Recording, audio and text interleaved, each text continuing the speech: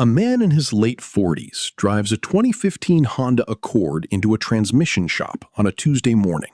He bought the car with 34,000 miles on it. He's maintained it carefully, oil changes on schedule, tires rotated, brakes checked. He's the kind of owner who keeps receipts in a folder in the glove box. The transmission started slipping 3 weeks ago. By last week, it was shuddering in second gear. This morning, it barely moved. The diagnosis takes 40 minutes. The technician comes out, wipes his hands on a shop rag, and says the words that cost $4,200. The transmission is worn beyond service. The clutch packs are glazed. The fluid is dark, degraded, and full of metallic debris. The man asks when the transmission fluid should have been changed.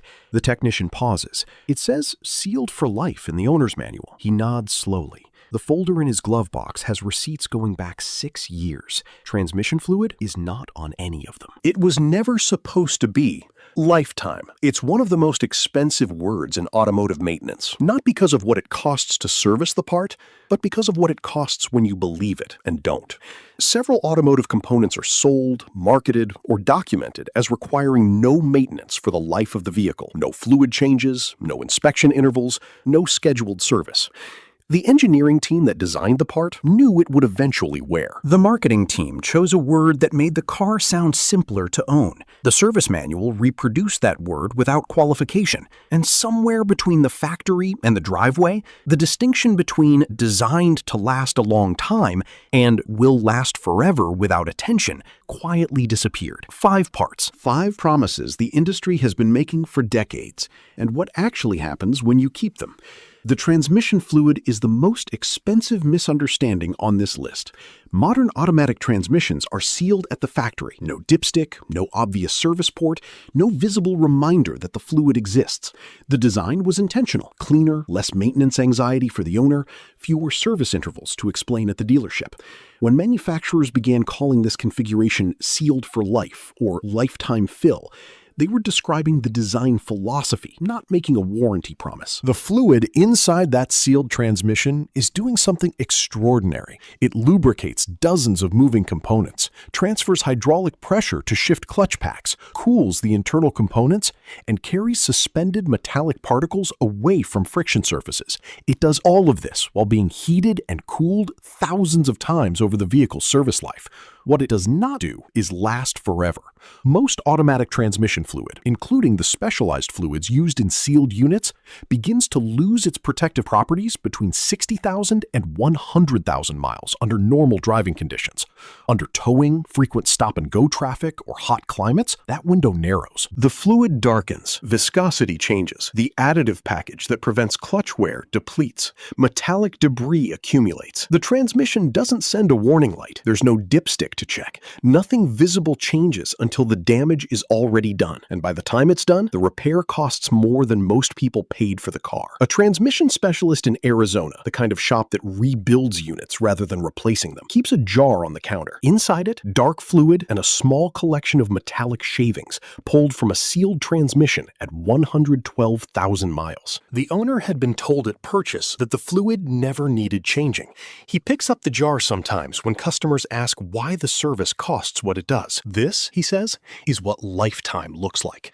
General Motors, Ford, Honda, and several other manufacturers have quietly updated their maintenance guidance over the years, acknowledging that transmission fluid in sealed units should be inspected or changed under severe service conditions. Toyota now recommends inspection at specific intervals for many of its lifetime fill units. The language evolved. The original promise didn't come with an asterisk, but the fine print arrived eventually. The practical guidance is straightforward. If your vehicle has a sealed transmission, find the drain plug. Most sealed units have one, even if the manufacturer discourages its use, and have the fluid inspected at 60,000 miles. If it's dark, if it smells burnt, if a technician finds metallic content, change it. The service costs between $150 and $300 at an independent shop. The alternative is in the jar on the counter in Arizona. The second part on this list is smaller, cheaper, and responsible for more roadside failures than almost anything else on a modern vehicle: the Serpentine belt. For decades, vehicles had multiple belts, separate belts for the alternator, the power steering pump, the air conditioning compressor. Inspection was straightforward because the belts were visible and their condition was obvious. When the industry moved to a single single serpentine belt, routing all of those accessories. The design was cleaner and more efficient. The belt also became harder to inspect casually because it wraps around the back of components that require tools to see clearly. Many service manuals from the 1990s and early 2000s listed serpentine belt replacement intervals in the 60,000 to 100,000 mile range, or described the belt as a lifetime component, requiring no scheduled replacement until it showed visible wear. The problem is that a serpentine belt doesn't warn you before it fails. It doesn't squeal progressively louder. It doesn't leave a residue. It doesn't cause a dashboard warning. It runs. And then it stops running. When a serpentine belt fails at highway speed, the alternator stops charging, the power steering disappears, the water pump stops circulating coolant, and the air conditioning compressor locks up. In cars with electric power steering, the sudden loss is jarring. In cars without it, the steering wheel becomes stiff enough that maintaining lane position requires real physical effort. In hot climates, an engine running without coolant circulation can overheat within minutes. A woman driving home from work in Georgia on a July afternoon felt her steering go heavy and her temperature gauge climb simultaneously. She was on the interstate. She made it to the shoulder. The serpentine belt was still in the engine bay, snapped cleanly in two, coiled against the firewall. She had 94,000 miles on the car. The belt was original. The tow cost $180. The belt cost $35. Installation takes 30 minutes. Most manufacturers now recommend inspection at every oil change and replacement at 60,000 to 100,000 miles, regardless of visible condition. The rubber degrades from the inside, cracking that begins in the core of the belt, invisible from outside until it's already compromised. Waiting for visible wear means waiting until the belt is already failing. The third part has one of the stranger stories on this list because the lifetime claim comes from a genuine engineering achievement that got misapplied somewhere between the factory and the consumer: iridium and platinum spark plugs. Conventional copper spark plugs required replacement every 30,000 miles.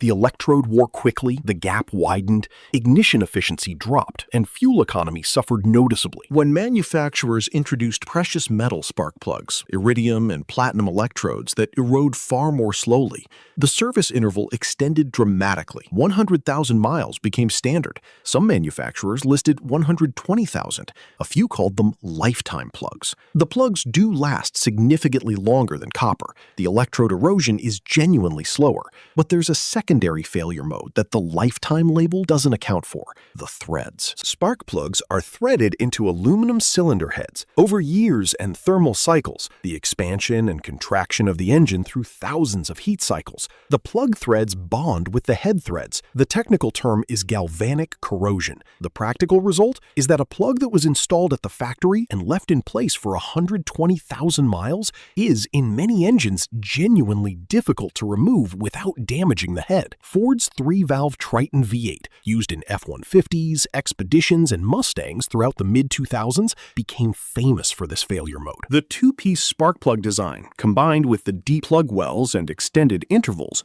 resulted in plugs that broke during removal, leaving the electrode portion inside the head and requiring a specialized extraction process that could cost $1,000 or more per cylinder. This was common enough that an entire service industry developed around it.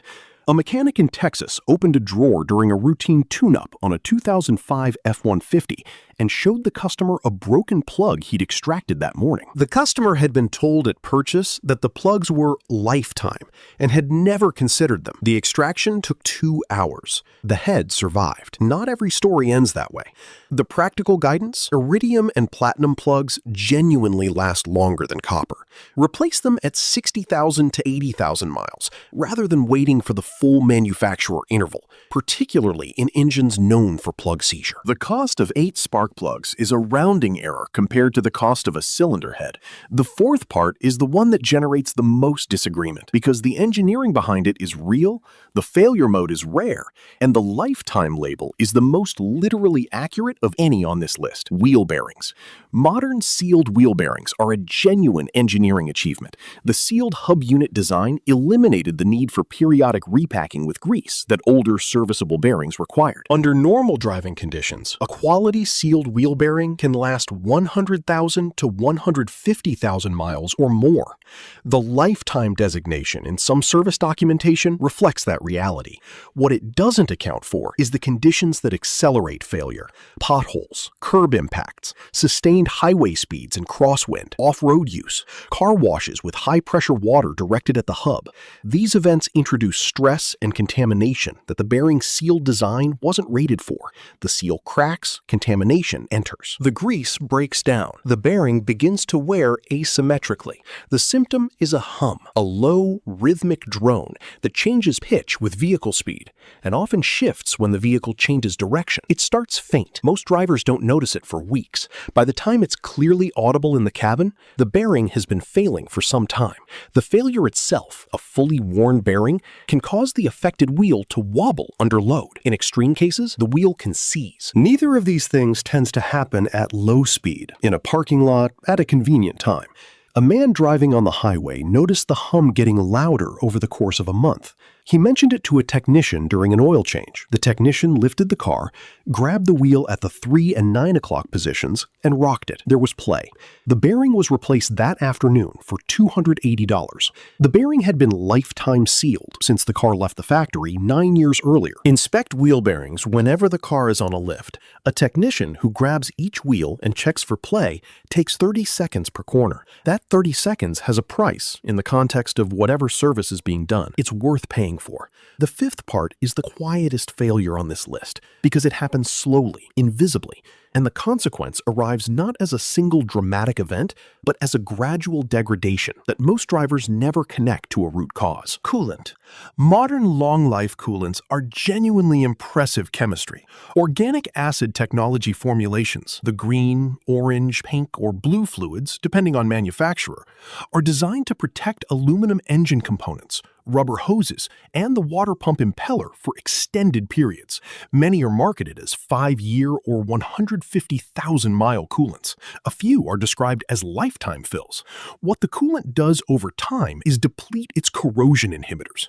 The base fluid, typically ethylene glycol, remains stable. The additive package that protects metal surfaces from electrochemical corrosion does not. As the inhibitors deplete, the coolant becomes increasingly acidic. Acidic coolant attacks aluminum, the material that most modern engine blocks, cylinder heads, and water pumps are made from. The attack is slow. An engine running on depleted coolant doesn't overheat immediately. The water pump doesn't fail in a week. What happens instead is microscopic pitting of aluminum surfaces, progressive degradation of rubber seals, and eventually the kind of erosion that shortens the life of components that are genuinely expensive to replace. A mechanic performing a cooling system inspection on a 2012 Toyota Camry at 130,000 miles, a car with original coolant, described in the documentation as long life, tested the fluid's pH and found it well into the acidic range. The coolant was clear, the level was correct, and nothing looked wrong. He dipped a test strip. The result was visible in 30 seconds.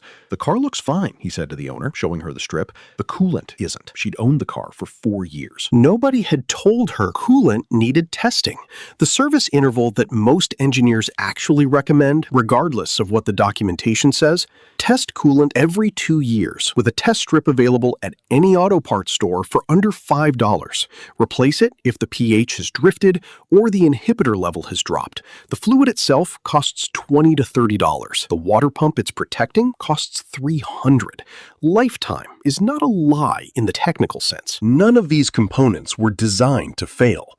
The engineers who developed sealed transmissions, Iridium spark plugs, and long-life coolant were genuinely solving real problems: shorter service intervals, more maintenance anxiety, more complexity.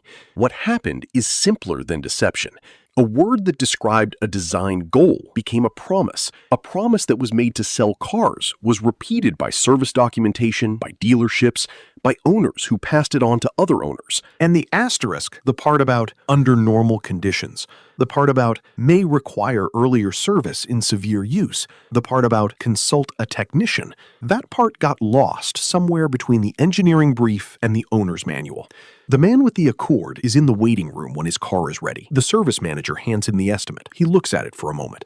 He thinks about the folder in the glove box, about the receipts going back 6 years, about every oil change, every tire rotation, every service he'd scheduled on time. Because that's what a careful owner does. Nobody ever told him about the transmission fluid. The manual said lifetime. He believed it. He signs the estimate. The folder goes back in the glove box. Somewhere near the back of it, behind the oil change receipts, is the original owner's documentation, page 47, under transmission, sealed for life, no service required. He's never read page 47.